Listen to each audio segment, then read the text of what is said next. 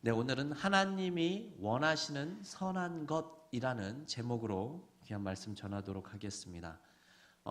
미가 선지자는요, 이 앞선 5장을 보게 되면 하나님 나라의 백성인 이 이스라엘을 다스릴 자들이 즉 이들을 구원할 메시아가 올 것이다라는 내용이 나타나고 있죠. 그리고 이렇게 오신 메시아가 하실 일에 대해서도 말씀하는 그런 장면이 나옵니다.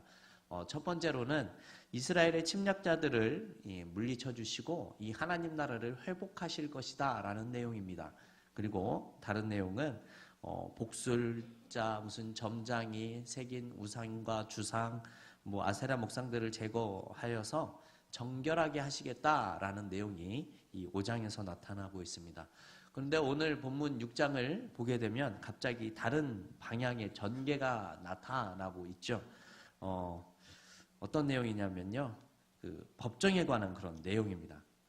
제가 영화를 참 좋아해서요. 많은 영화를 보고는 합니다. 그런데 이렇게 많은 재미있는 영화가 있지만 그 가운데서도 저는 이 법정을 주제로 한 그런 영화를 굉장히 좋아하는 편입니다. 이 원고와 피고가 치열하게 공방을 벌이면서 저마다 자신이 옳다고 그렇게 증명을 하면 상대방이 또한 그 주장에 대한 허점을 파고들고 하는 이런 전개를 보면 참 재미가 있다 하는 그런 생각이 들게 됩니다. 제가 이러한 이유를 하는 이유가 오늘 본문에서 이러한 법정 공방이 나타나고 있기 때문에 그렇죠.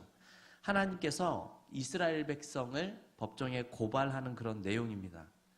이 법정을 보면요. 하나님께서는 원고이자 재판장의 역할을 하시고요. 이 미가 선지자를 대리인으로 내세우게 됩니다. 그리고 피고는 이스라엘 백성들입니다. 그리고 증인을 세우는데 그 증인이 산과 작은 산과 땅의 지대들이라고 이렇게 이야기를 합니다. 영화에서 나오는 이 법정 다툼은 참 재미가 있는데요. 그런데 사실 오늘 본문에 나오는 그런 내용들을 보면 크게 재미는 없습니다. 그 이유는 너무나 일방적이기 때문에 그렇습니다. 상대방의 주장에 대해서 제대로 반론을 펼치지 못하는 그런 모습이 나타나고 있습니다. 그렇다면 오늘 본문의 내용이 어떠한지를 구체적으로 한번 생각을 해보도록 하겠습니다. 오늘 보게 될 이 미가 6장을 보면요. 내용에 따라서 두 부분으로 나누어 볼 수 있을 것 같습니다. 1절부터 8절까지는 이스라엘에 대한 하나님의 그런 변론입니다. 이스라엘에 대한 하나님의 소송 그런 내용들이 나타나고 있고요. 9절부터 마지막 절인 이 16절까지는요. 하나님의 선지자의 이 미가가 이스라엘에 대한 고소와 심판의 메시지가 선포되어 있습니다. 그렇다면 오늘 본문 내용 가운데 하나님께서 이스라엘 백성들에게 구체적인 소송의 내용이 어떠한 것인지를 한번 생각해 보도록 하겠습니다. 우리 오늘 본문 1절과 2절 말씀을 같이 한번 읽어 보도록 하겠습니다. 1절부터 읽습니다. 너희는 여호와의 말씀을 들을지어다. 내게 이르시기를 너는 일어나서 산 앞에서 쟁변하여 작은 산으로 내 목소리를 듣게 하라 하셨나니 너희 산들과 땅의 견고한 지대들아 너희는 여호와의 쟁변을 들으라. 여호와께서 자기 백성과 쟁변하시며 이스라엘과 변론하실 것이라. 아멘. 네, 앞서 말씀을 드렸지만 하나님은 원고이시고 피고는 이스라엘 백성들입니다. 이 이스라엘 백성 앞에 증인을 소환하고 있는데 여기서 나오는 증인이 산과 작은 산과 땅의 지대입니다. 놀랍게도 하나님께서 세우신 증인이 사람이 아니라 자연이었습니다. 여러분 그렇다면 왜 사람이 아닌 자연을 증인으로 내세운 것입니까? 여러분 이 자연은요 이스라엘의 시작 이전부터 먼저 존재했었죠. 그래서 이스라엘 백성들이 하는 것을 모두 다 지켜보았기 때문에 증인으로서 제격일 수밖에는 없습니다. 그리고 또 중요한 이유가 하나가 있지요. 증인의 증언이 매우 중요하기 때문에 그렇습니다. 결코 증인은 위증을 해서는 안 되기 때문에 실제로 법정에서도 증인이 선서를 하는 모습이 나타나죠. 이 산과 작은 산과 땅의 지대는 그런 면에서 최고의 증인일 수 있습니다. 왜 그러냐 하면요, 변함없이 늘 그 자리를 묵묵하게 지켜왔었기 때문입니다. 또한 이러한 모습은요, 상황에 따라 변하고 잘 흔들리는 이스라엘 백성들과도 대조가 되는 부분이기도 합니다. 이렇게 증인을 불러놓은 상황에서 하나님께서는 이렇게 말씀하시죠. 3절을 제가 읽도록 하겠습니다. 이르시기를 내 백성아 내가 무엇을 내게 행하였으며 무엇에 너를 괴롭게 하였느냐 너는 내게 증거하라 이렇게 말씀하고 계십니다. 하나님이 무엇에 너를 괴롭게 하였느냐 이렇게 묻고 계십니다. 다른 말로 하면요, 내가 언제 너희를 괴롭혔느냐 이러한 뜻입니다.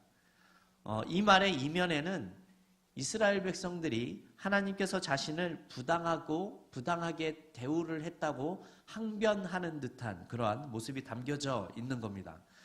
이스라엘 백성들이 왜 우리를 괴롭히십니까? 라고 물어보는 이 말에 하나님께서는 내가 너희를 언제 괴롭혔느냐 이렇게 답변하는 모습이 나타납니다. 하나님은 내가 무엇을 잘못했는지 이스라엘 백성들 너희가 증거를 대봐라 이렇게 말씀하고 계시죠. 그러면서 하나님께서는 이스라엘 백성을 그런 증언을 들어보기 이전에 그들의 태도가 무엇이 잘못되었는가를 말씀하고 계십니다. 우리 오늘 본문 4절과 5절 말씀을 같이 한번 읽어보도록 하겠습니다. 4절입니다. 내가 너를 애굽 땅에서 인도하여 내어 종노릇하는 집에서 속량하였고 모세와 아론과 미리암을 보내어 내 앞에 행하게 하였었느니라. 내 백성아 너는 모압 왕 발락의 꾀한 것과 부올의 아들 발람이 그에게 대답한 것을 추억하며 시딤에서부터 길갈까지의 일을 추억하라. 그리하면 나 여호와의 의롭게 행한 것을 알리라 하실 것이니라. 아멘. 하나님께서는요 이미 너희들에게 내가 이러한 은혜를 베풀었다라는 사실을 증인 앞에서 증언하고 있는 그런 모습이죠. 그러면서 오히려 이스라엘에 대한 자신의 요구가 정당하다라는 투로 말씀을 하고 계시는 겁니다. 4절과 5절을 통해서 이스라엘에게 베풀어 주신 하나님의 은혜의 선물 5가지가 나타나고 있는데요. 그 선물이 무엇인지를 하나씩 살펴보도록 하겠습니다. 첫 번째는요, 구속의 선물을 주셨다라는 겁니다. 애굽에서 출애굽하게 하는 이런 모습은요, 종노릇하고 있었던 상황으로부터의 속량을 의미하는 그런 모습입니다. 괴로움과 이 고통 속에서 살아가고 있었던 이런 이스라엘 백성들이 그 괴로움 속에서 구원해 주시고 건전해 주신 분이 바로 하나님이셨다라는 것이지요. 하나님이 이스라엘 백성을 괴롭히시는 분이 아니라 괴로운 상황 속에서 건져주신 그런 하나님이시다라는 뜻으로 말씀하고 있습니다. 그리고 두 번째는요, 지도자라는 그런 선물을 주셨다라는 내용입니다. 하나님께서 모세와 아론과 이 미리암 같은 좋은 지도자를 주셔서 이 어려운 광야의 생활을 인도하게 하셨다라는 것입니다. 이스라엘 백성들이 잘 아시다시피 이 광야 생활 속에서 불평과 불만을 많이 드러냈었던 것을 아실 거라 생각합니다. 그리고 하나님이 그러한 내용 때문에 이스라엘 백성들을 또한 멸하려 하셨던 그런 모습도 있었던 것을 잘 아시지요. 그런데 이들이 멸함을 받지 않았었던 이유가 무엇이겠습니까? 여러분, 이 모세라는 지도자의 중보기도가 있었던 것을 잘 기억해 내셔야 합니다. 이스라엘 백성들이 자초한 위기에서 그 위기를 넘길 수 있는 중요한 이유는요, 그 지도자 때문이라는 사실입니다. 그래서 지금은 어떻습니까? 모세와 같은 사람은 없지만 이런 미가와 같은 하나님의 선지자들, 그런 신실한 종들을 의지하며 하나님의 인도함을 받게 된다면 이런 눈앞의 위기를 극복해 낼 수 있다라는 점이겠죠. 그리고 세 번째는요, 축복의 선물을 주셨다라는 것입니다. 5절 내용에 보면 발람의 저주에 대한 이야기가 나타나고 있습니다. 모압의 왕이었었던 이 발락이라는 사람이 발람이라는 사람을 통해서 이스라엘 백성들을 저주하라고 시킨 사건이었습니다. 그런데 이 저주를 하나님께서 어떻게 바꾸셨습니까? 네, 축복으로 바꿔주셨죠. 하나님의 백성인 이스라엘을 해하려는 그런 마음이 있었지만 오히려 그러한 대적에게서 하나님은 그들을 구원해 내시고 축복해 내시는 분이심을 우리가 알 수 있는 것입니다. 이것뿐만이 아니라 우리가 영원한 죽음의 저주에서 살아야 하는 그 인생을 영원한 축복으로 바꾸어 주신 분이시기도 합니다. 하나님은 자신의 백성을 모든 세력 속에서 구원해 내시고 구원의 목적을 이루어 주시는 이런 축복을 해주시는 분이라는 사실을 말해주고 있는 것이죠. 네 번째로는 또한 땅에 선물을 주셨습니다. 이 5절을 보면 시딤이라는 지명이 나오죠. 여러분 이 시딤은요, 이스라엘 백성들이 가나안 땅에 가기 이전에 있는 가장 마지막에 있는 성읍입니다. 즉 광야 생활의 마지막 지점이죠. 그리고 길가는요, 가나안 땅에 들어가는 가장 첫 번째 만나는 성읍이었습니다. 이 지명들이 무엇을 의미하겠습니까? 이 시딤이라는 지명을 통해서는요, 이 광야 생활 40년 동안을 하나님께서 지켜주셨다라는 사실을 기억하라는 뜻이 담겨져 있는 겁니다. 또 길가를 통해서는 이렇게 광야 40년을 지켜주신 하나님께서 약속의 땅인 가나안 땅에 들어가도록 해주셨다라는 사실을 또한 기억하라는 것입니다. 이렇듯 하나님께서는요, 자신의 백성들에게 약속하신 것들을 그 언약을 지키시는 신실한 하나님이시라는 내용을 말해주고 있는 그러한 모습입니다. 그리고 마지막으로는요, 결론적으로 하나님께서 의의 선물을 이스라엘 백성들에게 허락해 주셨다 이렇게 말씀하고 있습니다. 하나님의 의는요, 내적으로는 하나님의 성품을 의미하기도 합니다. 이러한 하나님을 닮아가야 하는 것과 하나님의 마음을 품고 살아야 하는 것을 말하고 있기도 합니다. 그리고 외적으로는 이 하나님의 능하신 구원의 활동을 하나님의 의로서 우리가 생각해 볼 수 있습니다. 이것은 하나님의 백성에 대한 하나님 자신의 은혜를 보여주는 그런 행위이죠. 그럴 만한 행위와 근거가 없음에도 불구하고 하려는 은혜를 통하여서 구원을 해주시고 놀라운 일들을 자신의 백성들에게 행해 주셨다라는 그런 내용들입니다. 이렇듯이 하나님께서는요, 자신의 백성들을 향해서 언약을 맺었고 그 약속의 자녀들을 위해서 자신이 할 수 있는 그 신실한 하나님으로서의 의무를 다 하고 있었다 하는 그런 내용이 4절과 5절을 통해서 나타나고 있는 겁니다. 이스라엘 백성들이 순종의 모습만을 해서가 아니라 불순종한 모습 가운데서도 하나님께서는 이렇듯 놀라운 일들을 행하셨다라는 그런 내용을 지금 증인 앞에서 말하고 있는 것입니다. 여러분 어떻습니까? 하나님께서는요, 신실하게 우리와의 약속을 지키셨던 그런 하나님이라는 사실을 증명하고 있습니다. 하나님께서 이렇게 신실하게 행하셨기 때문에 우리는 하나님께서 원하시는 그런 언약의 의무에 대해서 지킬 의무가 필요가 있다라는 것이지요. 하나님께서 이스라엘 백성들을 구속해 주시고 축복해 주시고 땅에 선물도 주시고 지도자도 주셨습니다. 그리고 하나님은 의의 선물까지도 우리에게 허락해 주신 그런 분이시라는 거죠. 이렇듯 하나님께서 자신의 백성들에게 모든 것을 다 해주셨는데 너희는 왜 이렇게 타락했느냐라는 이런 이야기를 하고 있는 겁니다. 이스라엘 백성들이 그 질문에 내가 무언가를 하지 않아서 너희가 그렇게 된 것이 아니다라는 그런 말씀을 하고 있는 것이지요. 하나님께서는 이스라엘 백성들이 3절에서 내가 언제 너희를 괴롭혔느냐라는 그러한 반론에 대해서 이 5가지를 말씀하고 계시자 이스라엘 백성들은 6절과 7절의 말씀을 또한 이야기를 하고 있습니다. 이스라엘 백성들이 예배자들의 모습으로 표현되고 있는데요. 이렇게 지금 예배하고 있다라는 내용을 보여주고 있는 겁니다. 6절, 7절 말씀 또 우리 같이 한번 읽어보겠습니다. 6절부터 읽습니다. 내가 무엇을 가지고 여호와 앞에 나아가며 높으신 하나님께 경배할까? 내가 번제물 1년 된 송아지를 가지고 그 앞에 나아갈까? 여호와께서 천천의 수양이나 만만의 강수 같은 기름을 기뻐하실까? 내 허물을 위하여 내 맏아들을, 내 영혼의 죄를 인하여 내 몸에 열매를 드릴까? 네, 이런 내용입니다. 내가 주님 앞에 나아갈 때에, 높으신 하나님께 예배 드릴 때에 무엇을 가지고 가야 합니까? 번제물로 바칠 1년 된 송아지를 가지고 가면 됩니까? 수천 마리의 양이나 수만의 강줄기를 채울 수 있는 기름을 들고 가면 주께서 기뻐하시겠습니까? 이러한 뜻입니다.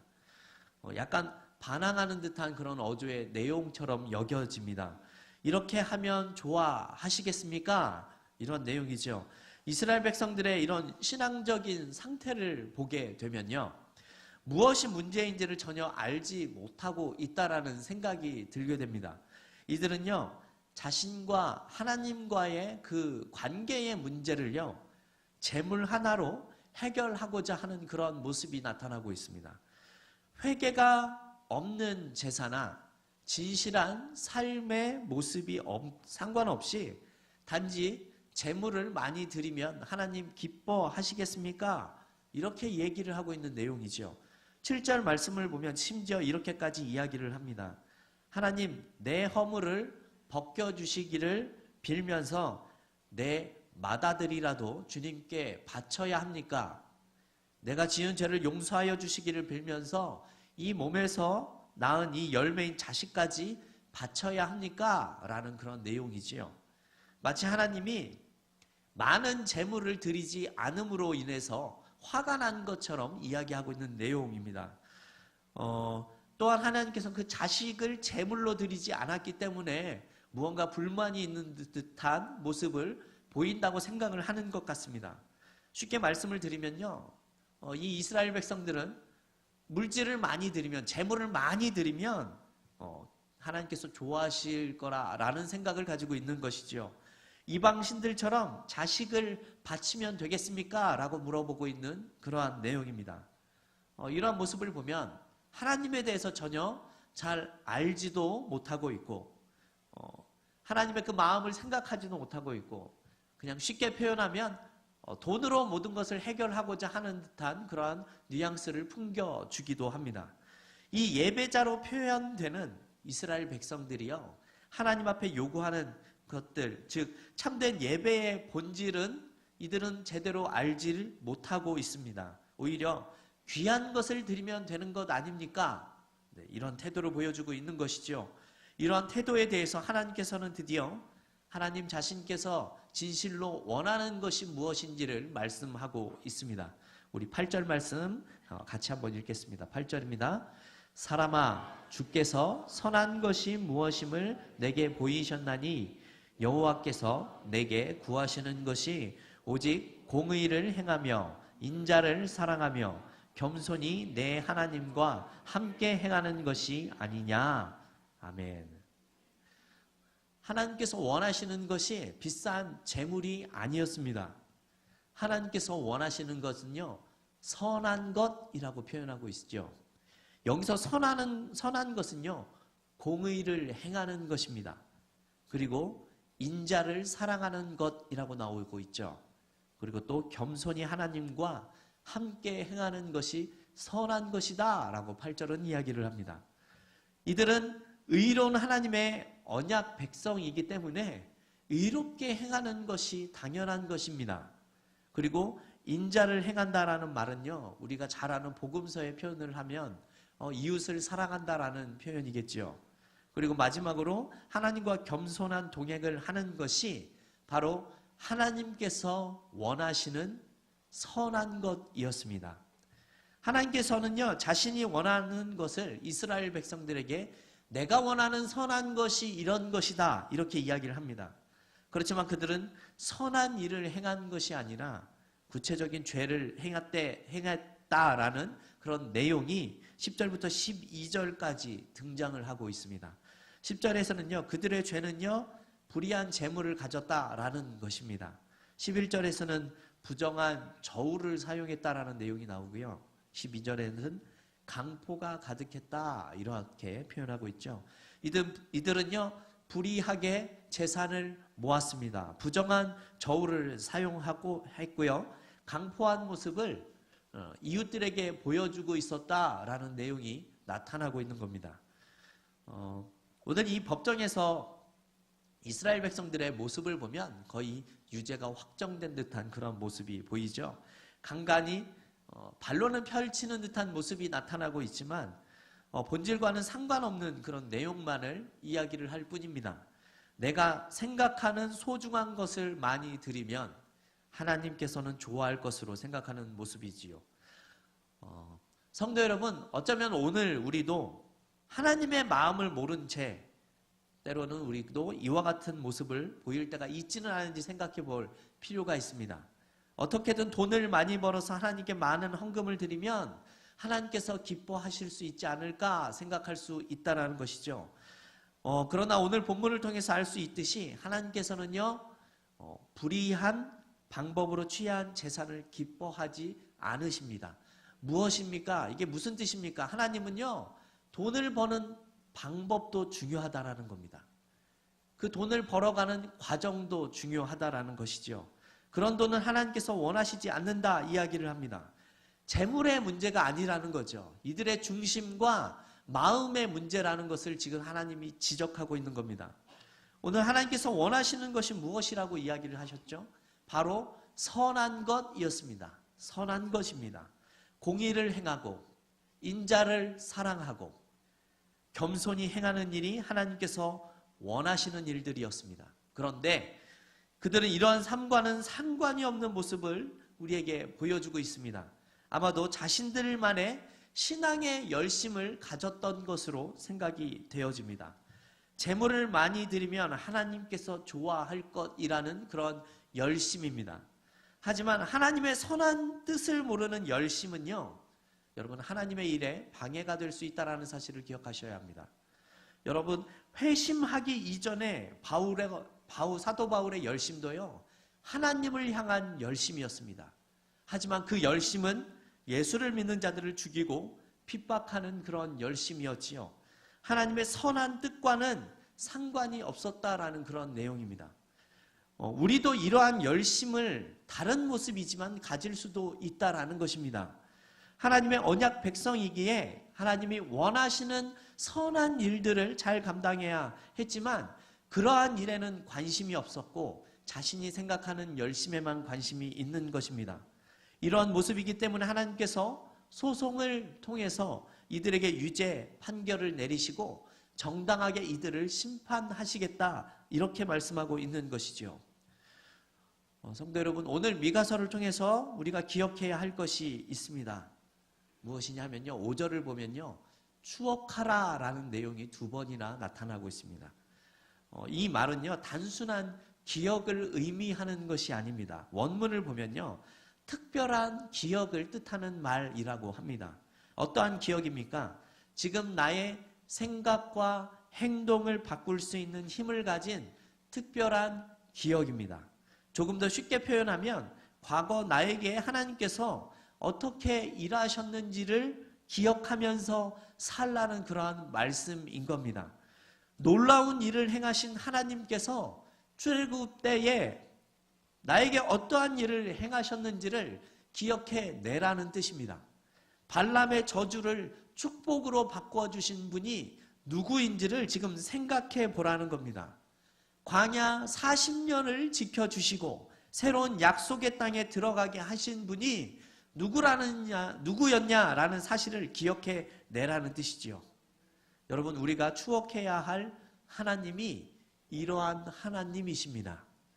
우리의 삶의 무게가 너무나 무겁기도 하고 때론 어려운 일들을 당한다고 할지라도 우리는요 선한 일을 원하시는 하나님을 기억하면서 살아가야 한다라는 것이죠. 눈 한번 딱 감고 부정한 일을 하면 많은 물질을 가질 수도 있는 상황에서도 우리는 하나님을 생각하며 선한 일을 할 수 있어야 한다라는 뜻입니다. 내가 어렵고 힘이 들지라도 이웃의 형제들을 외면해서는 안 된다라는 뜻입니다.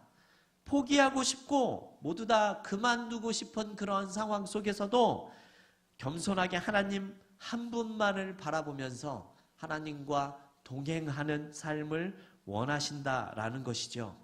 여러분, 이것이 하나님이 원하시는 선한 일입니다. 여러분, 우리는 이렇게 일하셨던 하나님을 기억해내지 못하면 우리는 불평할 수밖에는 없어집니다. 하나님이 나에게 어떠한 일을 행하셨는지를 망각하게 되면 우리에게는 기쁨과 감사가 사라지게 됩니다. 내 주변의 사람들이 다 불의한 삶을 살더라도 나는 그러한 삶을 살면 안 된다라는 것이 오늘 미가서를 통해서 하나님께서 우리에게 말해주시는 그러한 삶의 내용인 것입니다. 여러분, 우리가 이 세상을 사는 것은요, 궁극적으로 내가 원하는 것을 이루고 내가 만족하는 삶을 살아가는 것에 있지 않다라는 사실을 기억해내야 합니다. 왜 그렇습니까? 하나님께서 우리에게 선한 것을 원하고 계시기 때문입니다. 내가 생각하기에 선한 것이 아니라 하나님이 원하시는 선한 것입니다. 그리고 하나님께서 우리에게 이렇게 선한 행동을 보여주셨기 때문이겠지요. 오늘 말씀을 통하여서 하나님께서 원하시는 그 선한 일들이요, 우리의 삶에 온전히 나타날 수 있기를 기대하시고, 또한 이런 하나님께서 놀라운 일들을 행하실 것을 소망하며 살아갈 수 있는 저와 여러분들이 되시기를 주님의 이름으로 기도합니다.